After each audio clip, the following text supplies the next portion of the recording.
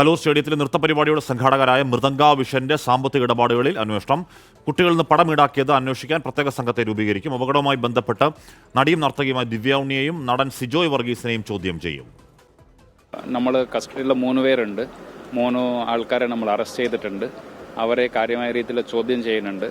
ബാക്കി അതിൻ്റെ അടിസ്ഥാനത്തിൽ നമ്മൾ എന്തെല്ലാം ആൾക്കാരുടെ റോൾ ഇതിനകത്തുണ്ട് എന്ന് മനസ്സിലാക്കിയിട്ട് ശേഷം അതെല്ലാം തീരുമാനിക്കും. അടുത്ത് വരാൻ പോകുന്ന ആരുടെങ്കിലും റോൾസ് ഇതിനകത്തുണ്ട് എന്ന് നമ്മൾ മനസ്സിലാവുന്നുണ്ട്. അവരെല്ലാവരെയും നമ്മൾ അന്വേഷിക്കും. ഇതിൻ്റെ ഭാഗം നമുക്ക് ഒരു ഫോർമലായിട്ടുള്ള ഒരു പരാതി ഇങ്ങനെ ഒന്നും കിട്ടിയിട്ടില്ല. നിങ്ങൾ പറഞ്ഞ പോലെ കുട്ടികളിൽ നിന്ന് പൈസ എടുത്തു എന്ന വിഷയം നമ്മൾ ശ്രദ്ധയിൽ വന്നിട്ടുണ്ട്. ആ ഭാഗങ്ങൾ കൂടെ നമ്മൾ അന്വേഷണത്തിൻ്റെ ഭാഗമായിട്ട് നോക്കുന്നുണ്ട്.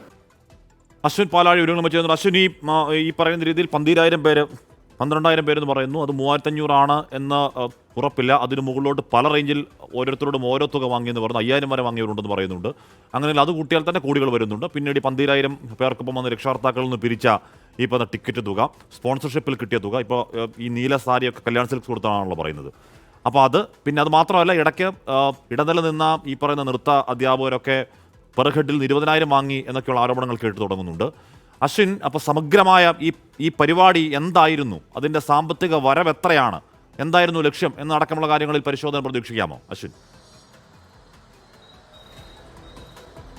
സമഗ്രമായ പരിശോധനയും അന്വേഷണവുമാണ് ഹാഷ്മി സംഭവവുമായി ബന്ധപ്പെട്ട് പോലീസ് ഇപ്പോൾ നടത്താൻ ഉദ്ദേശിക്കുന്നത്. അതുതന്നെയാണ് Kochi city police commissioner Putta Vimaladitya ഇപ്പോൾ നമ്മളോട് വ്യക്തമാക്കിയിരിക്കുന്നത്. ഏറ്റവും പ്രധാനമായി 12,000 പേർ പങ്കെടുത്ത പരിപാടി, അതിൽ ഓരോ ആളിൽ നിന്നും 2,900 രൂപയാണ് അവരോട് ആവശ്യപ്പെട്ടത്. അതിന് പുറമെ GST കൂടി വരുമ്പോഴാണ് അത് 3,500 രൂപയാകുന്നത് എന്നുള്ളത്. അത് ഏറ്റവും കുറവാണ് 3,500 രൂപ. അതിന് പുറത്തേക്ക് 5,000 രൂപ വരെ വാങ്ങിയ ആളുകളുണ്ട്.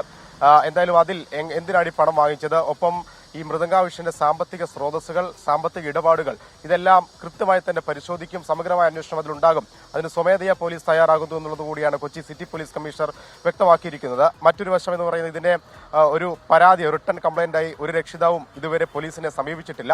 അങ്ങനെ സമീപിക്കുന്ന പക്ഷം അതൊരു FIR രജിസ്റ്റർ ചെയ്ത് സമഗ്രമായ വലിയ അന്വേഷണത്തിലേക്ക് പോകും. അവരുടെ സ്രോതസ്സുകളെല്ലാം കൃത്യമായി അന്വേഷിച്ച് അതിലൊരു കർശന നടപടി എടുക്കുന്നതിലേക്കൊക്കെ പോകും എന്നുള്ളതാണ്. അവർക്ക് അതിന് തടസ്സമായി നിൽക്കുന്നത് ഒരു പരാതി ലഭിക്കുന്നില്ല എന്നുള്ള കാര്യം കൂടിയാണ്. വരും ദിവസങ്ങളിൽ ഏതെങ്കിലും ആൾ കഴിഞ്ഞ ദിവസം പരിപാടിയിൽ പങ്കെടുത്ത ആരെങ്കിലും ഒരു റിട്ടൺ കംപ്ലൈന്റുമായി പോലീസിനെ സമീപിക്കും എന്നൊരു പ്രതീക്ഷ കൂടി പോലീസ് പങ്കുവയ്ക്കുന്നുണ്ട്. അതുവരെ പരിമിതിക്കുള്ളിൽ നിന്നുകൊണ്ടുള്ള അന്വേഷണം നടക്കട്ടെ. ഇത്രത്തോളം പൈസ പിരിച്ചവർ കുടിവെള്ളം പോലും കൊടുത്തില്ല എന്ന് രക്ഷിതാവ് ആരോപിക്കുന്നത് കേട്ടു. ബേസിക് സുരക്ഷാ പ്രശ്നം ഉണ്ടാക്കാത്ത കാരണം ഒരു MLA ജീവിതം അങ്ങേയറ്റം ഇന്നൊക്കെയാണ് അത്യാവശ്യം ഭേദപ്പെട്ട അവസ്ഥയിലെ കാര്യങ്ങൾ. കഴിഞ്ഞ ദിവസങ്ങളിലൊക്കെ അങ്ങേയറ്റം ആശങ്കാജനകമായ അവസ്ഥയിൽ തുടരുന്നു. കൃത്യമായ അന്വേഷണം ആവശ്യത്തിൽ ഉണ്ടായാൽ മതിയാവുകയുള്ളൂ.